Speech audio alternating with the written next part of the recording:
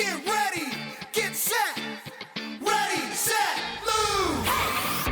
You've been with me from the start. You're the one who knows my heart. You are there for me, Jesus.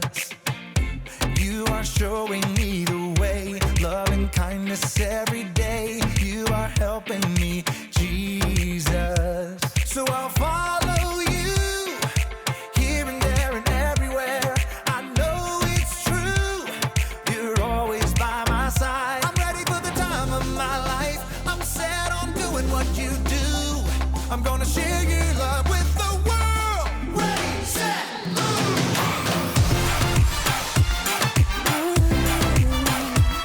Get ready, get set, ready, set, move! You've been with me from the start. You're the one who knows my heart. You are there for me, Jesus. You are showing me the way, love and kindness every day. You are helping me, Jesus. So I'll follow you, here and there and everywhere. I know it's true, you're always by my side. I'm ready for the time of my life. I'm set on doing what you do. I'm gonna share your love with the world. Ready, set, move!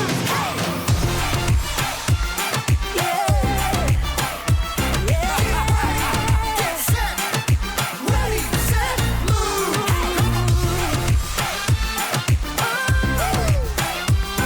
Get ready, get set, ready, set, here we go!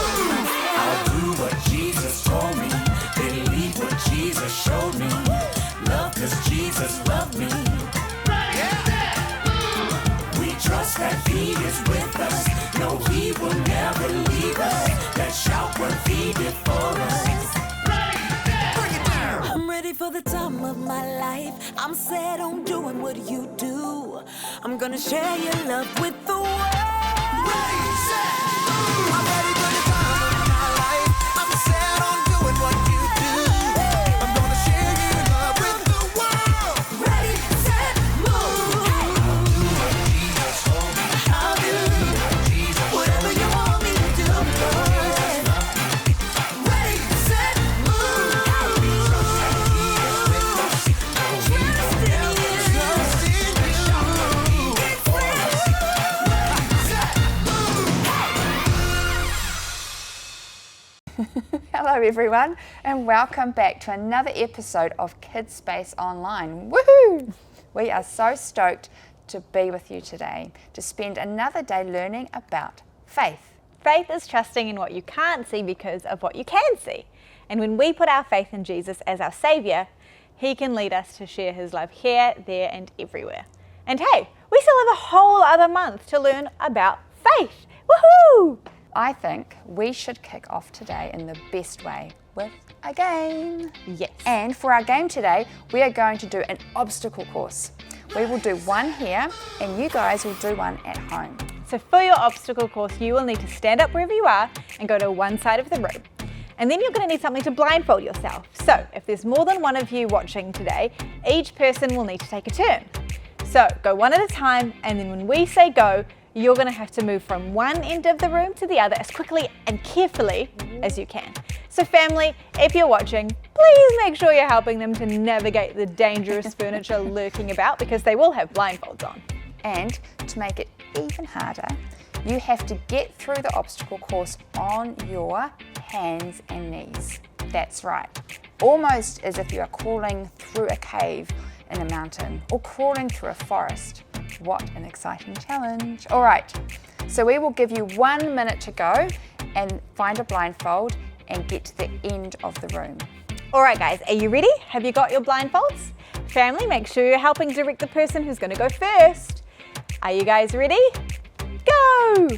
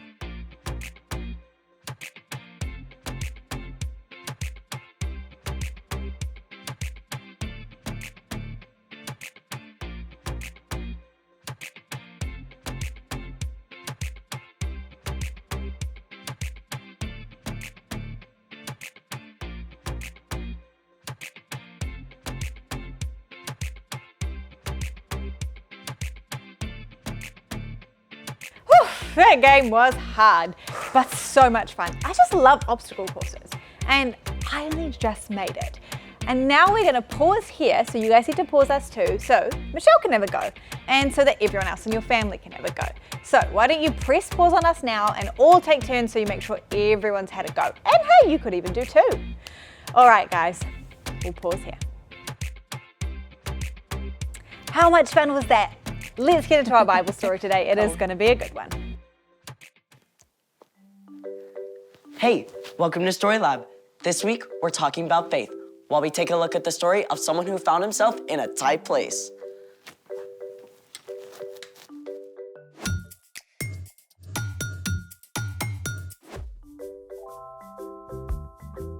Hey, I'm Skylar. And I'm Sebastian. We're talking about faith, which is trusting in what you can't see because of what you can see. I see something really cool. What's even more cool is what you can make with these. Well, what are they? Mosaic tiles. Oh, for like stepping stones and stuff. Or for some of the most amazing art in the world. Let's move. This is Park Güell in Barcelona, Spain. That whole long wall is just full of mosaic tiles. Yep, including this little guy. Aw. And check this out. Wait, is that a staircase? Yep, the 16th Avenue tiled steps in San Francisco. It's like walkable art. You have to look down for this one too. Okay, that is epic. Exactly. It's the Great Pavement of the Westminster Abbey in London, England. King Henry VIII commissioned it to show the story of creation. This is a close-up. It's about 750 years old. I wonder how many feet have walked across that. Millions and millions, I bet. All right, now I'm itching to create. That's great, but first, we have a challenge.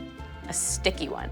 Which is? We gotta figure out which glue to use. Then, Let's do it. So what have we got here? Exhibit A, your classic school glue. Exhibit B, hot glue. You need to stick with a grown-up to use a hot glue gun. I see what you did there. And Exhibit C, super glue. Grown-up alert number 2. If we want to make a mosaic, we need to stick these glass tesserae. Slow down, vocabulary queen. Tesserae? Tesserae, a small tile, glass, or other material used in the construction of a mosaic. That's better. We need to stick these glass tesserae to this tile base. So, we're gonna test each glue to see how well it sticks the tiles together? You got it. A good glue has both strong adhesion and cohesion. You just did it again. Adhesion is the ability of a glue to stick to a surface. Cohesion is the ability of a glue to stick to itself. I guess that makes sense. If the glue doesn't stick to itself, then you just get 2 separate layers of glue paint. Bingo.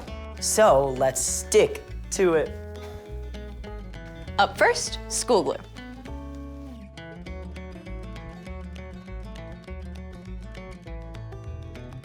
Hot glue's ready.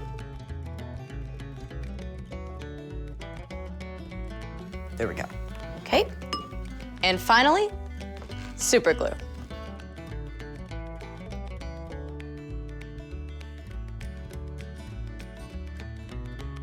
Now we could sit and watch the glue dry for 10 minutes. Or we could do this.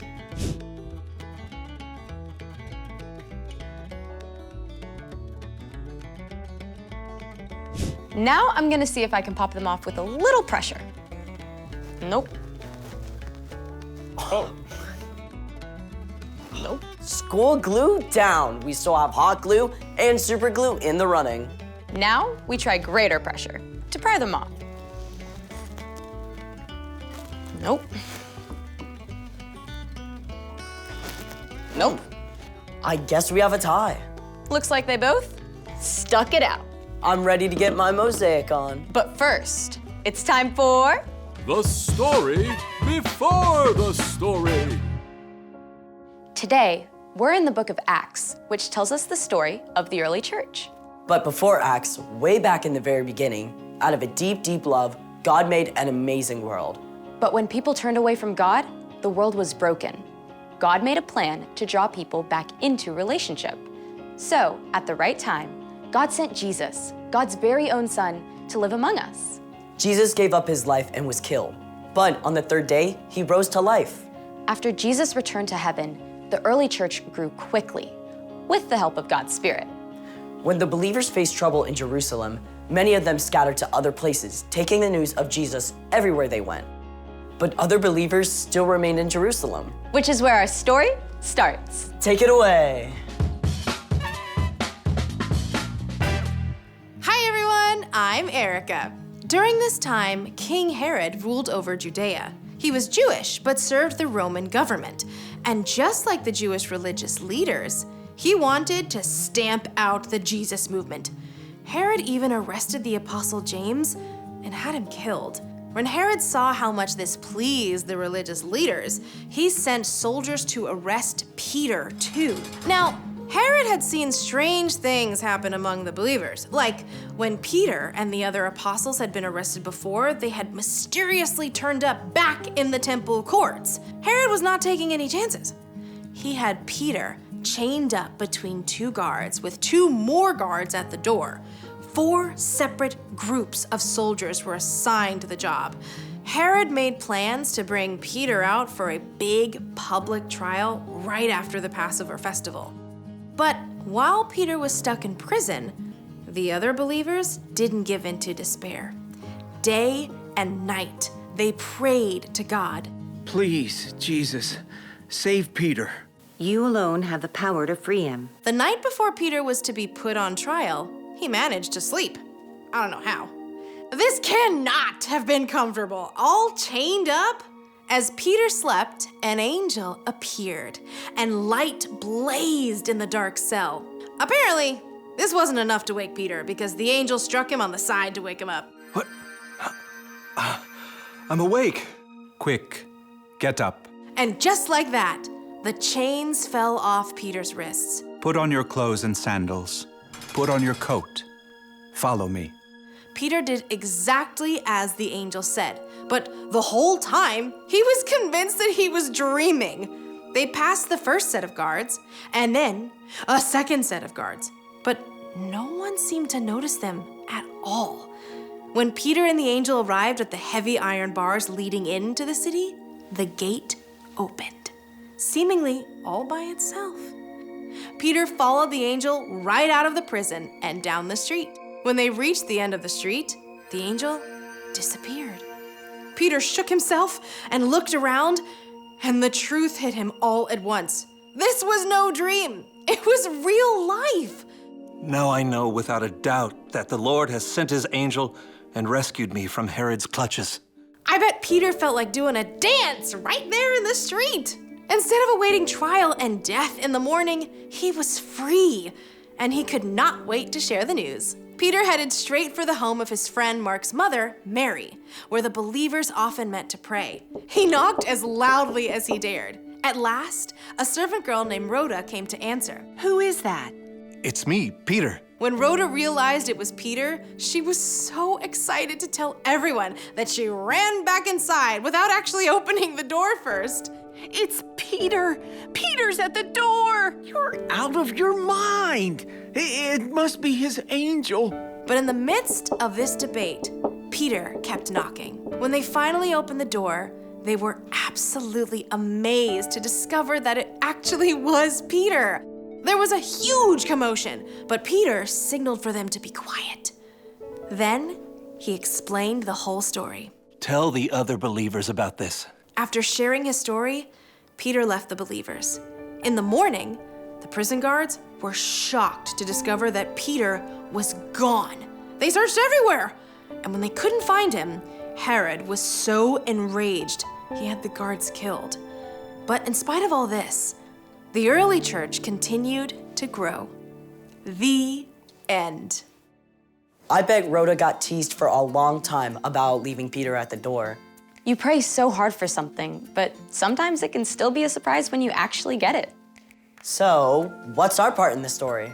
Well, you may never end up in prison like Peter, but there will be times when you feel completely stuck with no way through. Maybe you've studied and studied, but you just can't seem to understand math. Or you've been trying really hard to be kind to your younger sister, but every time she bugs you, you can't help from snapping at her. I remember when I started at my new school, it was really hard for me to make new friends. I felt so alone. It's tough feeling stuck. But when you're in a place like that, you can be certain of one thing. No matter how frustrated or alone you feel, God is right there with you. When you ask God for help, God promises to provide patience, perseverance, encouragement, and hope. And sooner or later, you will get through it. That's what I like to hear. For sure. See y'all next time. Bye. So here's the thing. God is with you, even when you feel stuck. I've been trying to imagine what an angel might look like. Me too. Think we're anywhere close? I think if we actually saw an angel, it would blow our minds. True story. Thanks for joining us in the Story Lab. See you next time. When Peter was in prison, I'm sure he must have felt stuck. But God's people were praying for him, and God answered those prayers by rescuing Peter and setting him free. And sometimes we can feel stuck too. Maybe your little brother wants to play a game with you and you know you should be kind and play with him, but if you're being honest, you really just don't want to. You feel stuck. Or maybe you've been trying for the whole summer to learn how to ride a bike with no training wheels, and you just can't get it. So you feel stuck. Or you feel stuck because something is going on in your life that makes you feel very worried or afraid. Well, I have got good news. God is with you, even when you feel stuck. We can have faith that God loves us and is always with us through the good times and through the tough times. Our memory verse can help us remember what it means to have faith. It's from Hebrews chapter 11, verse 1. Let's say it together. Faith is being sure of what we hope for. It is being sure of what we do not see. Nice job! And our family question for today is, what does it feel like to be stuck? When have you most experienced it?